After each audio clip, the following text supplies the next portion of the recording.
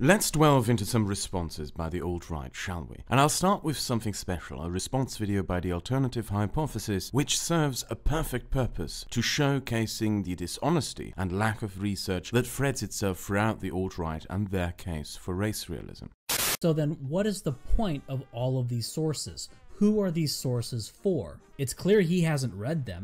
Well, these sources are for people like me, academics, to look at the works of other people, to check and see if what they're saying in the video lines up with what is written in the literature they cite. Now, I can tell you from personal experience, being a chemistry student, that in academia, the amount of studies that is cited by Kraut in his video would only be decent by the standard that I'm used to. It is not at all unusual that in a single chemistry paper you can have 50 other papers cited. It is good to have a lot of sources, not necessarily because some sources may be inaccurate, but because not every useful info is going to be found in a single paper. Sometimes you need to have different sources and a lot of them to make sure that all of what you're saying is covered, whether it is in a video or in a paper. And Kraut is going to give you an example of this.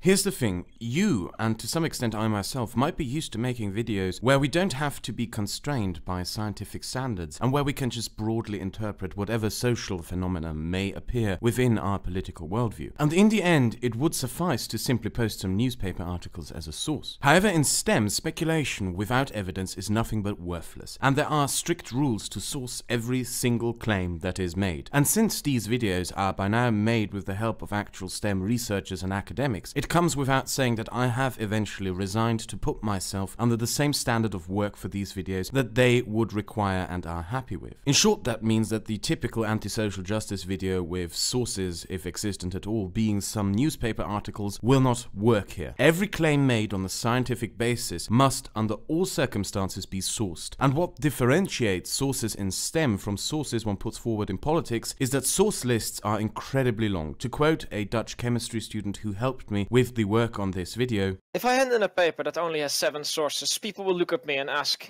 is this supposed to be a joke? I will not read it." I advise you to try this yourself. Take your time and stroll through various biology and chemistry papers on asm.org, embopress.org, PubMed, Angewandte Chemie, Nature, or the US National Library for Medicine. You will find that every paper has 30, 50, or even over 100 sources. Every little detail must be backed up, not by surveys and social studies, but by cold, hard lab results. Example from my last video being that I claim in it that there are examples of genes influencing intelligence, that being through dendritic spine density. And to back this up, I posted the links to studies showing how dendritic spine density influences intelligence, and also links to studies into genes that have conclusively shown in knockout studies that they influence dendritic spine density in turn. When making any claims about science, it is vital that the claims made are backed by sources, more even than in any other field of research. Therefore, sources will be linked in the description for people who want to fact-check me or to learn more about the topics at hand. Now, let's return to alt-right science man. His accusation is that I merely posted those studies underlying these factors for splash effects and show that I post these sources without having a clue what is in them or even for deceptive means. And this, in the case of this particular video, is really funny. And this will become abundantly clear to you over the course of this video and especially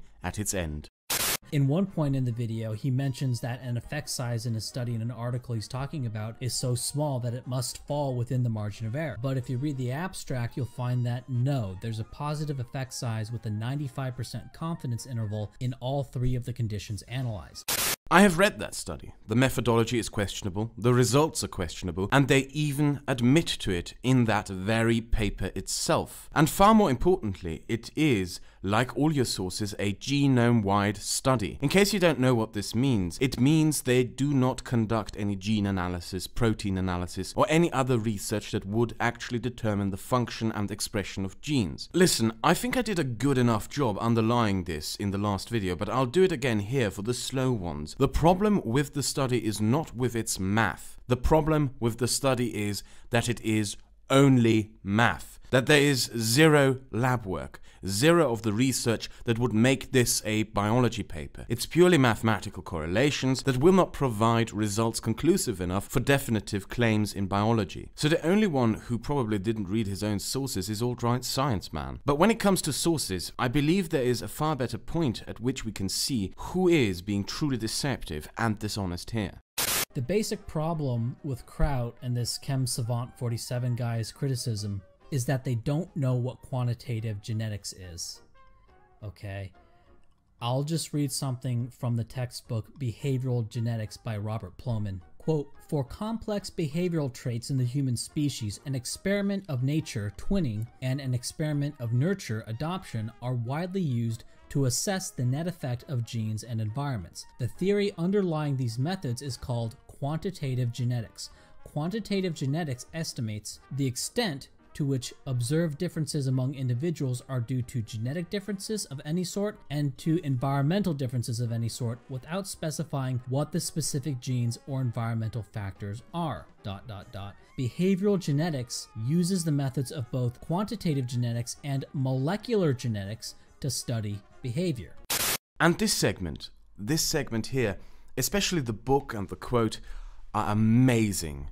So amazing, in fact, that I'm going to show you why this is amazing at the end of this video rather than now, as the cherry on top of the cake. But if you are impatient, there will be a timestamp where you can jump to see this segment already. You will find it in the description. So let's continue. Apparently, I don't understand what quantitative genetics are, and apparently a PhD research geneticist also doesn't understand what quantitative genetics are. And alt-hype's argument in this video of his, basically summarized, is that we do not need all this research stuff that biologists do. We don't need gene expression studies, protein analysis, and knockout studies, and histological research. All that laboratory work that all those scientists do, yeah, screw that. All we need is quantitative genetics and psychologists to make conclusions about biology.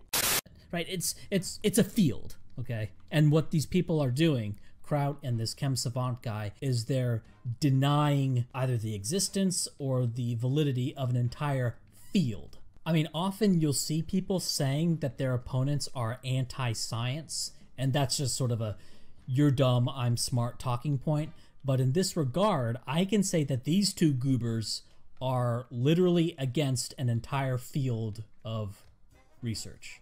What alternative hypothesis and the alt-right doesn't understand is, to quote my friend Sandra, "You can only extrapolate from the data itself." What this means is that you can't simply look at IQ differences between white and black people and say, oh, that must be because of biology, because there is no biological data in there. Everything you might infer out of the data will require additional data from additional molecular genetic research to be backed up. And so far, I have seen absolutely zero such additional research being done. What alternative hypothesis doesn't understand is the difference between a tool and a method in science. A method in science is a means by which a task is completed. A tool in science is a means by which to collect data. Whilst the tool of epigenetic research may provide data such as SNPs that could be related to cognitive ability, that data within itself is inconclusive if further research is not conducted with the methods of molecular biology, such as gene expression, protein analysis, and knockout studies. So here's the bottom line, as well as literally the same point I made in the last video. Conduct as many genome-wide association studies as you want. Without further research through the methods of molecular biology, the data will only give you the data, but no confirmation for any interpretations you make and claim to be based within biology. Quantitative genetics is not a field within biology, it's a tool, and I'm not dismissing it. I am saying that the data it provides in studies that you and other race realists provide does not comply with the standards required to come to biological conclusions. But at this point, and when it comes to what the alternative hypothesis and, from the looks of it, many other race realists think of the work and research biologists conduct, it gets really kind of funny. The notion that you have to find not only the gene, but the effects of the proteins transcripted and the metabolic pathways in which they operate and how all that manifests, right? There's a very simple way to know that this is wrong, that you don't have to know this. Humans have domesticated crops and animals for thousands of years, literally without even knowing what a gene is, much less what the specific genes they were manipulating or operating did. Later on in this response to you, Kraut is going to go into much deeper detail as to why what you're saying here regarding quantitative genetics is nonsense. I just wanted to point out here, though, that you're actually trying to compare a controlled environment, which is what you're describing, to the natural process of humans freely choosing who they have offspring with. This is fundamentally intellectually dishonest.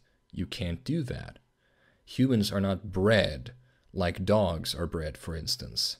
Of course, one can notice certain trends and make certain predictions without knowing specific genes, but the effects of those genes are self-evident. If the effects aren't big enough, you're not going to detect them, and as such, quantitative genetics is just not going to be enough for other smaller effects by genes.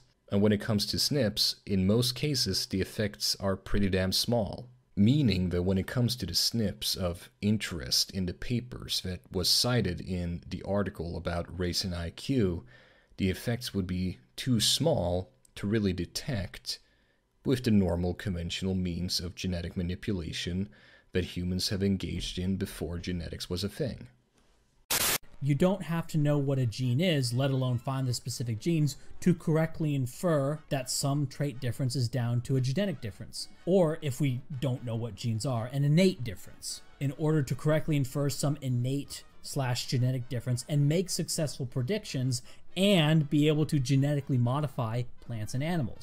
Now, let's break this down to show how stupid it is. He is literally comparing a controlled environment where we decide the mating habits of plants and animals to the chaotic and unpredictable environment of nature, as if they were equal. Even worse, he seems to believe that traits such, let's give as an example, the size of eggs laid by chicken species, are comparable to complex traits such as intelligence, thereby setting up a completely false comparison. You can breed domesticated animals for specific purposes by observing the results in, for example, how much milk output a cow species has, egg output, meat output, etc., etc. A process of experimentation that is called selective breeding and has been done since the dawn of humankind with domesticated animals and crops. But can you do that for intelligence? And can you do that for human beings? Where's the supposed selective breeding of human beings happening? Where is the selective breeding with the intention of isolating supposedly heritable intelligence traits happening? Intelligence is a complex trait that is substantially influenced by environmental factors. As such, this idea that you can observe heritability of intelligence on the same basis as you can, for example, prove the heritability of variation in egg sizes by chickens is frankly ridiculous. Human beings do not have the constrained and controlled breeding patterns of domesticated animals and crops. We have not been bred as if we were some kind of agricultural produce. We select on our own terms as individuals who we mate with, and have done so since the dawn of mankind. And here's an additional thing which I guess I'm repeating, but which is essential since alt-right science man keeps talking about it, whilst obviously seeming to be unable to understand it. Another thing to consider is this idea that you have to find the genes only came about when the technology to find the genes started to come about. Before this, nobody was demanding that you find the genes in order to infer heritability. So this isn't some universal standard of evidence that has always existed and was always required. It's just a convention that came about recently among some of the dumber scientists. You hear that, folks? Alternative Hypothesis honestly thinks that something that is fundamental to genetic research, something that you need to do in order to actually confirm your hypothesis in genetics, is stupid. Nobody was demanding that you find the genes in order to infer heritability. So this isn't some universal standard of evidence that has always existed and was always required. It's just a convention that came about recently among some of the dumber scientists. And today it's being used as a kind of equality of the gaps. The vast majority of geneticists are fucking morons then, by this logic. But then again, what do you expect from a man who doesn't actually understand genetic research?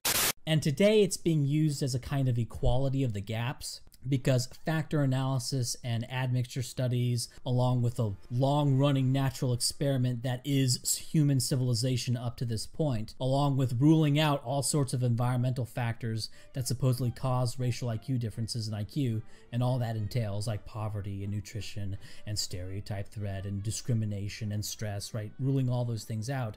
All this combined points to divergent evolution happening in humans. It's a plurality of evidence thing, along with this being something that you would expect to happen if you just believe in evolution in the first place. Now, the molecular genetic stuff is still a little bit new, though not as new as it used to be, and they're starting to come up with robust and replicable genome-wide association studies that measure the general additive heritability of intelligence, not the non-additive portion, but the additive heritability of intelligence within what are called Western populations. But for now, you can't say as much with molecular genetics as you can with non-molecular genetics. Whilst he is arguing for the superiority of observing selective breeding in his video, he is showing in the background footage of molecular genetic analysis being done in a laboratory. What you are seeing here are Western blots. What you are seeing here is a gel made using gel electrophoresis, a technique based on the concept of chromatography, and this is an analytical technique widely used in molecular biology. This technique can separate mixtures of RNA, DNA, or proteins by putting them through a block of gel by means of a voltage being put on both sides of the block. For instance, Western blotting is seen here in the background, where you label your proteins by introducing them to specific antibodies. Then, under the effect of a voltage, the proteins will separate based on their size and charge, and made visible on the gel by means of a marker, for example fluorescent labeled antibodies. Western blotting can be used to determine the production of a specific protein. The technique was devised in the 80s and has been a fundamental technique in biological research ever since. Without this technique, significant advances in the life sciences, like the production, for example, of insulin by bacteria, might not have been possible. The kind of thing that, according to alt-right science man alternative hypothesis, only dumber scientists do. Yeah. After a segment in which the alt-right science man declares how obsolete, useless, stupid, fallacious and impractical molecular genetic analysis is, the alt-right science man proceeds to a segment praising his amazing alternative that is based on mathematical correlations and supposedly makes molecular genetic analysis obsolete, whilst in the background showing the very molecular genetic analysis which he claims is obsolete and unnecessary. What on earth were you thinking when you edited this video together? Did you really think people would be dumb enough to not realize this? This is stuff that, at least in Germany as far as I know, high school students are taught when they are 17 years old. So you don't even need a biology degree to know this. The dishonest nature of this presentation by alt-right science man speaks for itself. Bashing molecular biology and then presenting a statistical method as superior, while in the background showing stock footage images of the very laboratory work that alt-right science man claims is obsolete. Mainly, I believe, because he thought it looks sciencey and gave his presentation just the right kind of science man touch. Unbelievable. And this is a theme found throughout this video of alt-right science man responding to me and defending his race realism. A continuous theme of dishonesty, which also shows itself with the lack of sources. But for now, you can't say as much with molecular genetics as you can with non-molecular genetics. For example, I remember back in 2011 when the best molecular genetics estimates for heritability of height was around 10%, whereas the estimates for the heritability of height from the quantitative genetics using the twin studies, those gave you estimates of around 80%. Source, give me the fucking source. Isn't it suspicious that the science man who condemns the use of other people's sources to back up their claims doesn't provide sources to his extraordinary claims? Human height can be very much determined by environment, but I'm gonna get to that. First, let's look at his numbers. Now, according to some studies, you do get an 80% measurement. For instance, there is research done in Australia that reported that the heritability of height was about 80%, which was based on over 3,000 pairs of Australian twins and siblings. In the US, another study also found a heritability constant of about 80% for white men. In Finland, another twin study found the heritability to be 78% for men and 75% for women. However, this is not consistent with data from around the world. In Asian populations, the heritability of height is much lower than 80%. For instance, in China, a study found a heritability of 65%. And in another study in 1978, In West Africa, it was also found to be 65%. However, it does nothing to counter the fact that if you grow up with malnutrition, you will not grow to be very tall, period. Environment, in the end, has the final word as to how tall you will get. Your genes will not help you if you don't get enough food, for instance.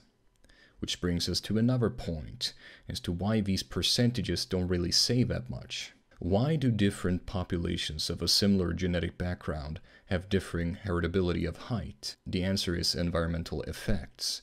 When a given environment maximizes the genetic potential of any population, this population tends to have a higher heritability for a trait. And vice versa. In developed countries, nutrition for childhood development is strong, which maximizes the genetic potential for height, assuming no selection or new mutations. In contrast, in developing countries, nutrition deficits lead to a lower heritability. What all of this means is any percentage of heritability is an oversimplification of a real-world situation. Environment will have the last word. And besides, he is simply wrong here with his previous claim, and I suspect deliberately so. Molecular genetic analysis does not provide any estimates. It provides evidence. Big difference. It provides the actual proof for what is genetic and what not. Molecular genetics serves a very specific purpose within the science of biology. It's the field that goes to the bottom of what is heritable and what is not. It is the fundamental judge of this matter because, as the name suggests, does the research into what genes actually do. It's the science that provides cures and treatments for heritable diseases. It's the science that improves our lives through genetic engineering, and it's the science that provides us with insights into who we are by showing and proving what we have inherited genetically. There are no estimates in this field, just evidence through lab results that conclusively prove findings. Yet to alt-right science man, the one and only field of science that could actually show if race realism is true is nothing but a conspiracy set up to destroy his precious little idea. If you want to prove divergent human evolution, molecular genetics is how to do it, and it is not just a field, it is the field. It's almost like alt-right science man doesn't want actual scientists to look into his ideas. He continues to say that there's this grand series of articles that somehow makes the case for how his methodology is superior, and that we are apparently making a mistake of nitpicking this one article of his, supposedly out of context.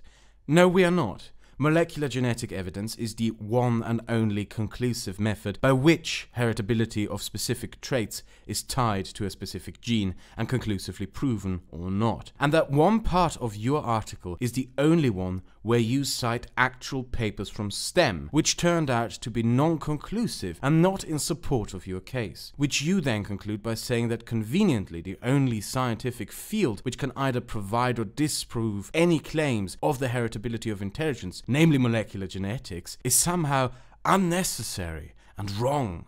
Your entire spiel is to continuously try to attempt to avoid the rigor and inspection by actual science into your claims, and by dismissing their methods as dumber scientists, whilst pathetically masquerading yourself in attempts to look scientific with the very scientific methods you rejected in the first place. And this becomes really obvious 11 minutes into the video.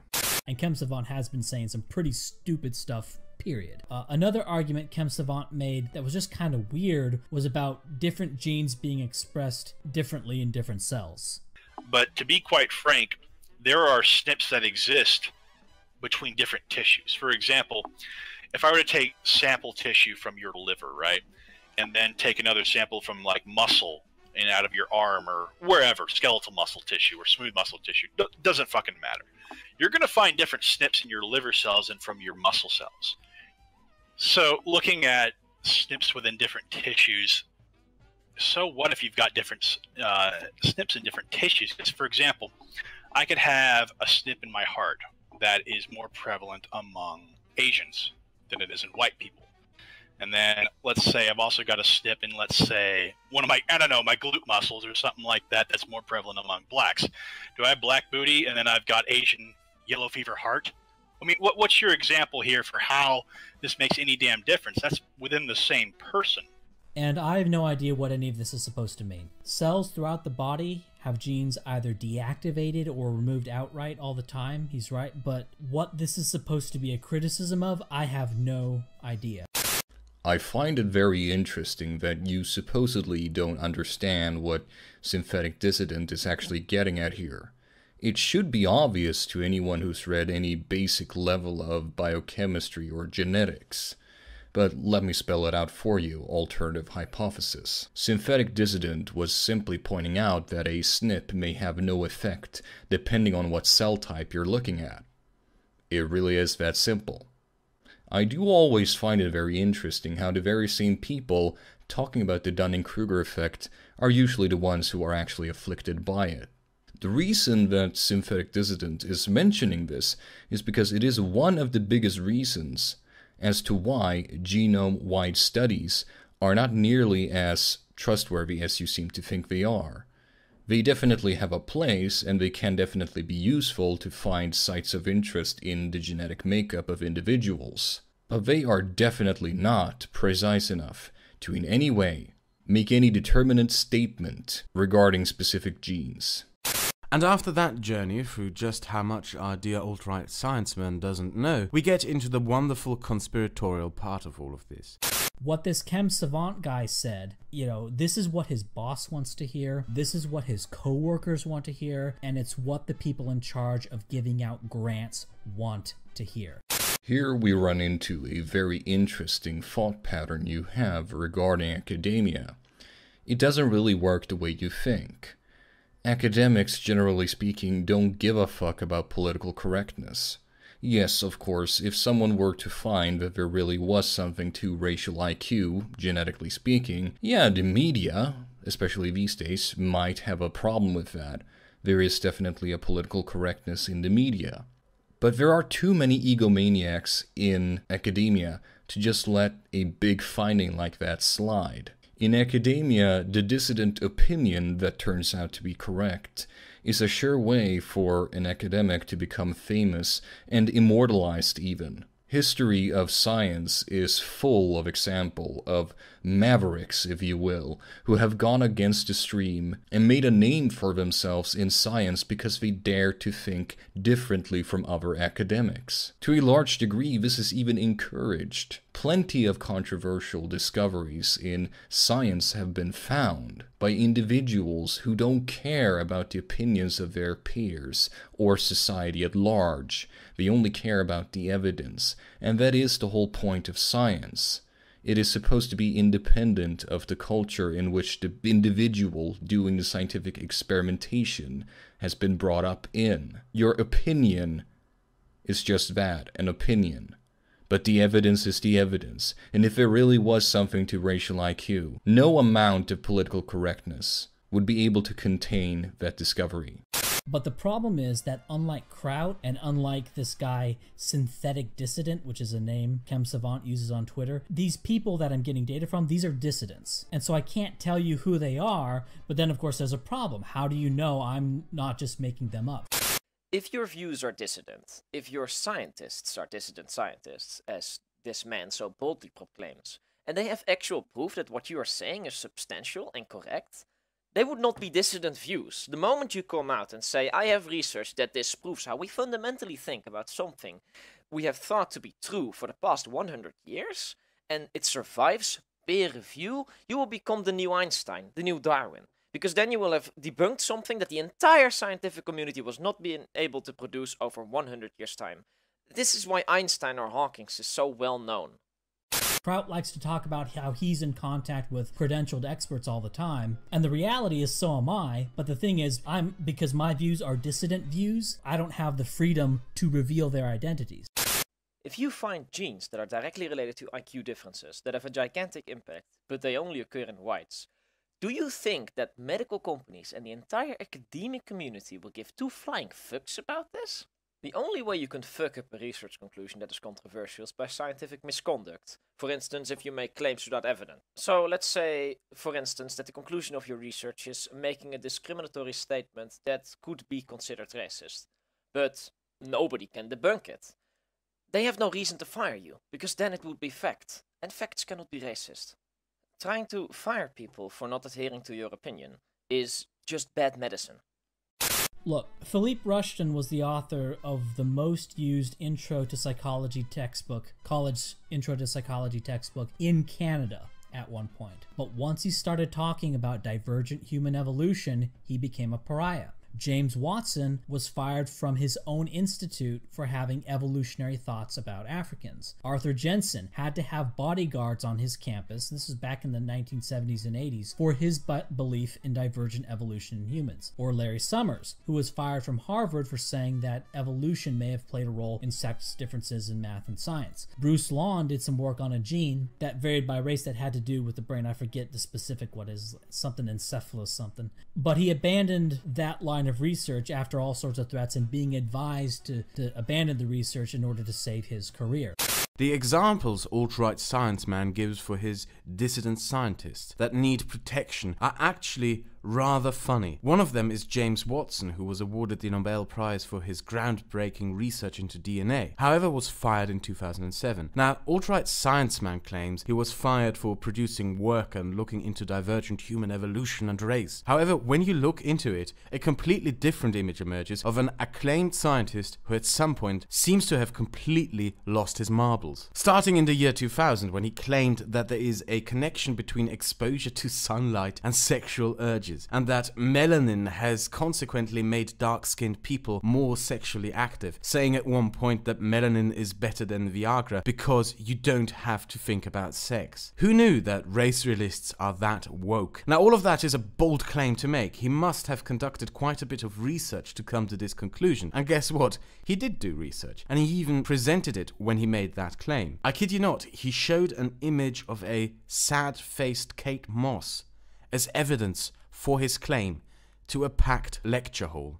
His final downfall came in 2007 after an interview with the Sunday Times newspaper in which he asserted that intelligence differences between Africans and non-Africans were genetic without providing any kind of biological research, only just assertions. Lawrence Summers is an economist, so I have to ask why alt-right science man even mentions him in the first place, especially when you keep in mind that Lawrence Summers argued over points of the biological basis of gender differences, and there is absolutely nothing that ties him in any way to race realism. Rushton and Jensen are so full of shit and pseudoscientific gibberish, they deserve their own videos in the near future. And one particularly funny person who isn't directly shown in this video, but repeatedly appears wherever alt-right science man appears, is Davide Piffer. What Piffer consistently produces is the same stuff we have seen before. He's a psychologist and his papers on the matter are all mathematical correlations without any actual molecular genetic analysis. Particularly funny is his blog, complaining about the fact and whining that scientists rejected his correlations as proof of genetic causation for racial IQ differences, and where he goes so far as to whine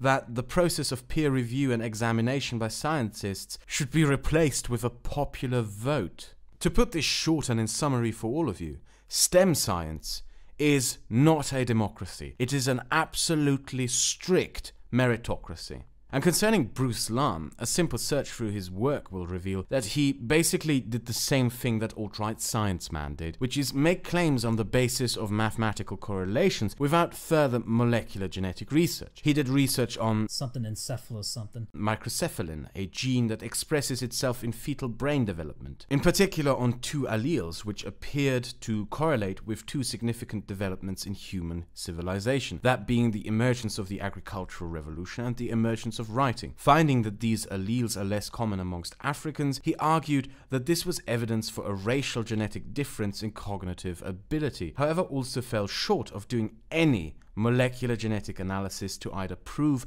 or disprove that correlation, and therefore got a tap on his fingers. Go and look up the paper in question yourself. You will find a complete mess, which doesn't list its methodology, but links it behind a paywall. In a paper, by the way, the methodology is the means and tools with which the research was done. So in essence, what is missing in his paper is the means and work that led to his conclusions. It's just the conclusions, without any research. Even better, the tap on his fingers came from within his own profession, as subsequent biologists who actually did the required research found, Quote, "We show that models of human history that include both population growth and spatial structure can generate the observed patterns without selection. We genotyped these variants in 9,000 children and find no meaningful associations with brain size and various cognitive measures, which indicates that contrary to previous speculations, ASPM and MCPH1 have not been selected for brain-related effects." Now that's beautiful. Wonderful. You see that contrary to previous speculations part? That's basically a scientist bitch slapping another scientist who made a mistake. And to summarize, the papers prove that there was no divergent evolution concerning these genes. If you want to see another wonderful scientific bitch slap, you can read "The ongoing adaptive evolution of ASPM and microcephalin is not explained by increased intelligence" yourself. Or to save the best for last, in 2010, Mark Trimborn conducted a mutation study that determined that the gene in question, MCPH1, does not affect brain size in the way Bruce Lahn claimed. Bruce Lahn is not some dissident scientist who was persecuted for supposed wrongthink. Bruce Lahn was simply wrong, mainly due to his own insufficient work, and was consequently embarrassed when other scientists willing to do that work proved him wrong.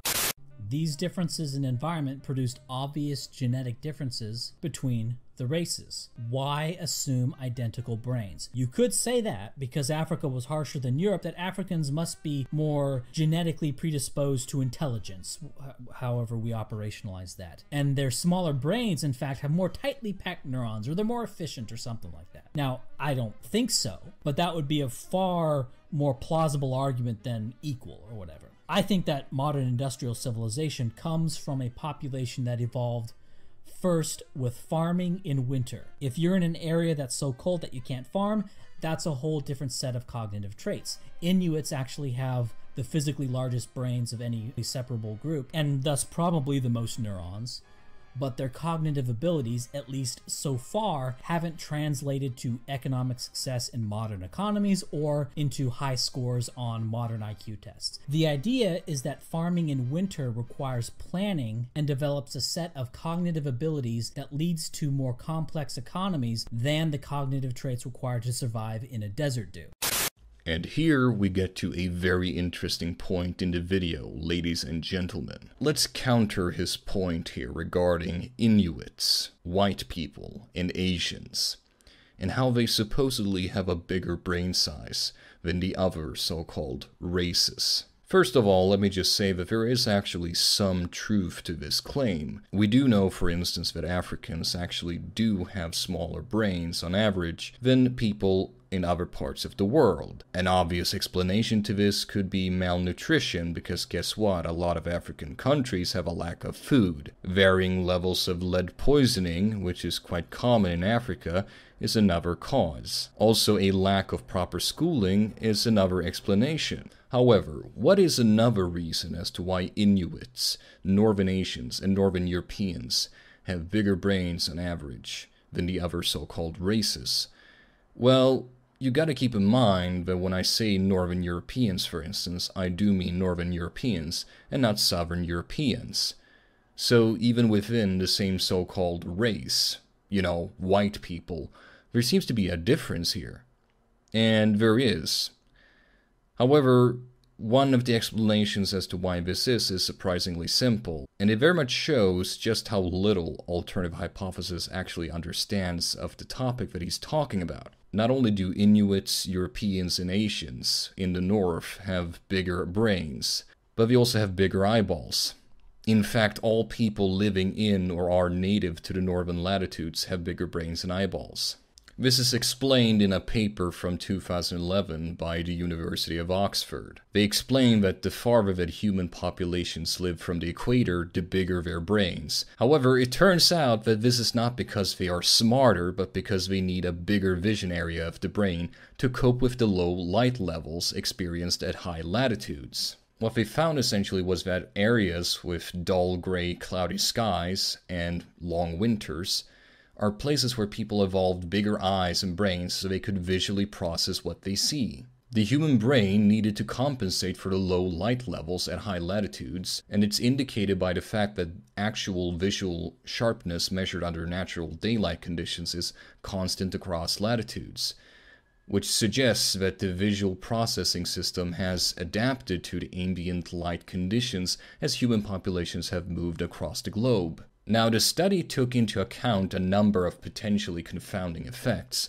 including the effects of phylogeny, the evolutionary links between different lineages of modern humans, the fact that humans living in higher latitudes are physically bigger overall, and the possibility that the eye socket volume was linked to cold weather and the need to have more fat around the eyeball by way of insulation. But it gets even better because this is something we see in the Neanderthals too. A Neanderthal man who was an early cousin to Homo sapiens evolved during the Ice Age and had a bigger brain than any of modern humans. Again, this is most likely due to the fact that they needed to see properly in the low light levels.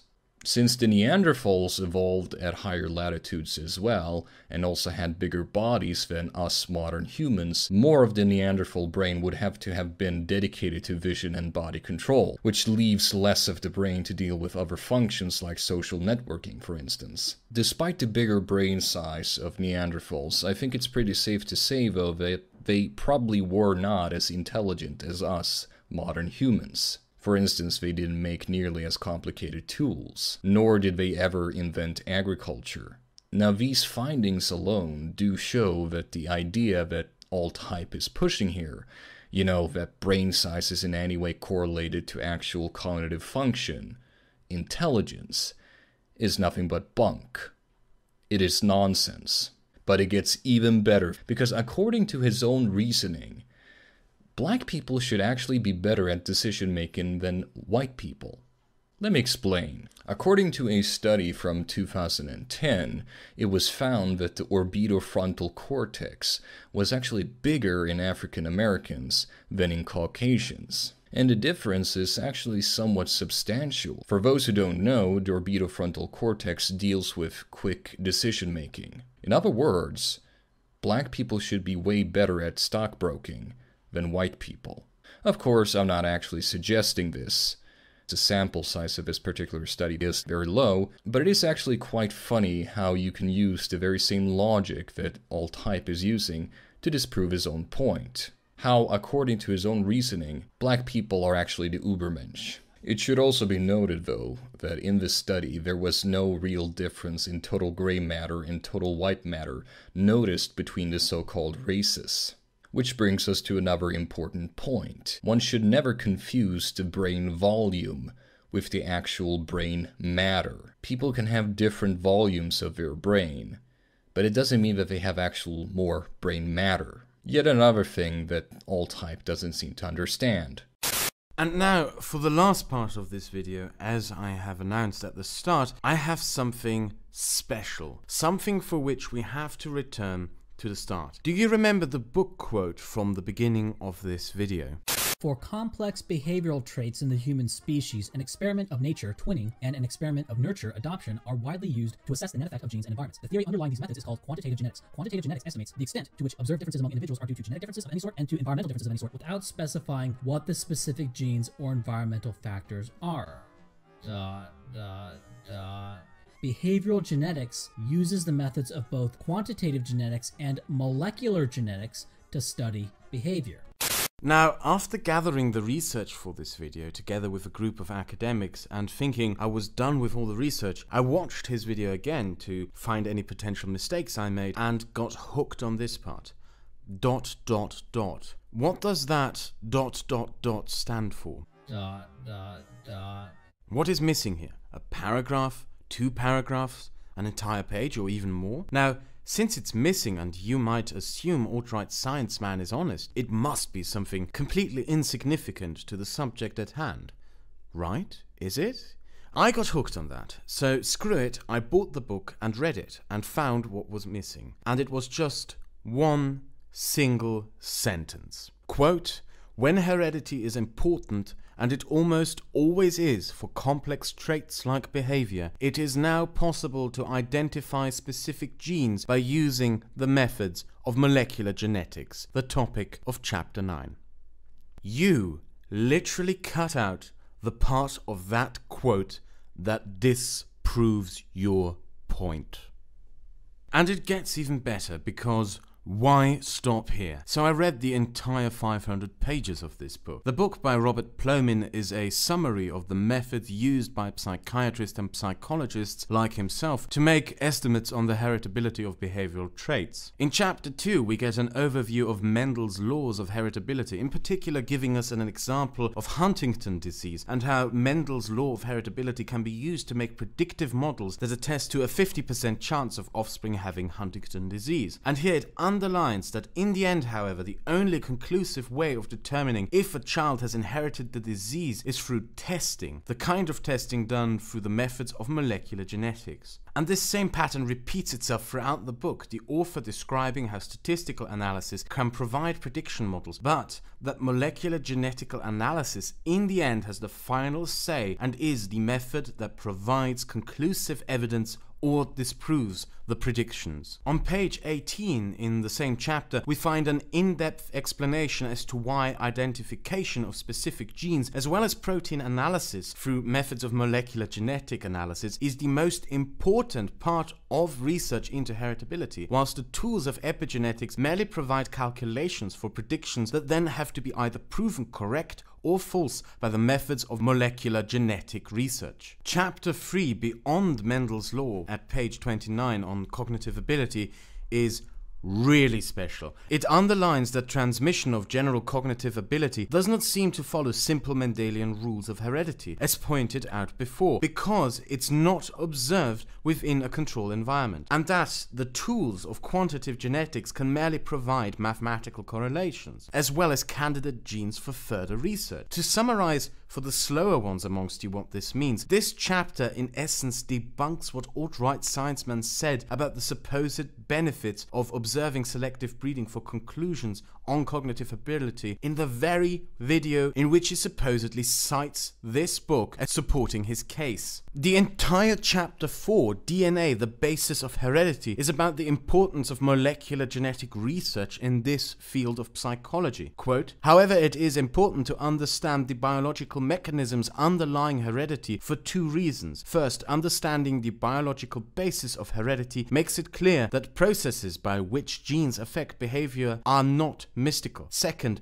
this understanding is crucial for appreciating the exciting advances in attempts to identify genes associated with behavior. The importance of analyzing DNA sequences, gene mapping with chromosomes, and, all that laboratory work that, according to alt-right sciencemen, only dumber scientists do.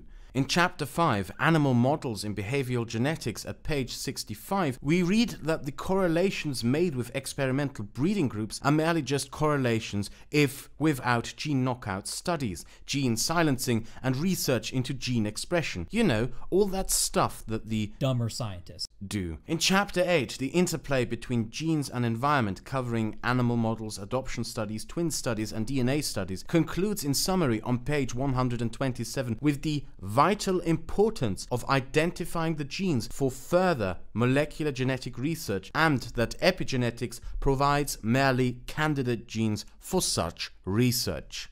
The entire chapter 9, titled Identifying the Genes. Now, this is coming from a guy that doesn't know what quantitative genetics is and has a really stupid find the genes dogma. Is about this important process. Yes, this book, which the alt-right science man uses, claiming that it supports his claims that we don't need to find genes to provide evidence, has an entire chapter about how important it is to find the genes. A really stupid find the genes dogma. Specifically on identifying candidate genes through the tools of epigenetics for the all-important molecular genetic research. Then the entire chapter 10, Pathways Between Genes and Behavior, summarizes and puts emphasis on the importance of molecular genetic research, goes more in depth describing protein analysis, transcription, gene expression, impact on the brain, the understanding of how genes impact the physiology of the living system, and all of that takes center stage, as it is through these methods that an actual real link is either proven or disproven between specific genes and behavior, ergo heritability. Chapter 10, one of the biggest and most detailed in the book, gives an in-depth explanation of why the methods of molecular genetics, or how alt-right science man calls it, dumber scientists, is the single most important part of any research into genetic ties to behavior. The mathematical correlations brought forward as the result of epigenetic research are on their own pointless without preceding molecular genetic analysis. You can read more in Chapter 11 about research into genes tied to cognitive disabilities and diseases such as Down syndrome, dementia or other, with emphasis on the importance on finding genes for further analysis on page 185, for example, and how epigenetic research merely provides suggestions and candidate genes, whilst molecular genetic research methods provide the actual evidence. Cognitive ability, the ties between intelligence and heritability, the role of environment, interaction between nature and nurture, and the importance of identifying genes for actual conclusive research and analysis with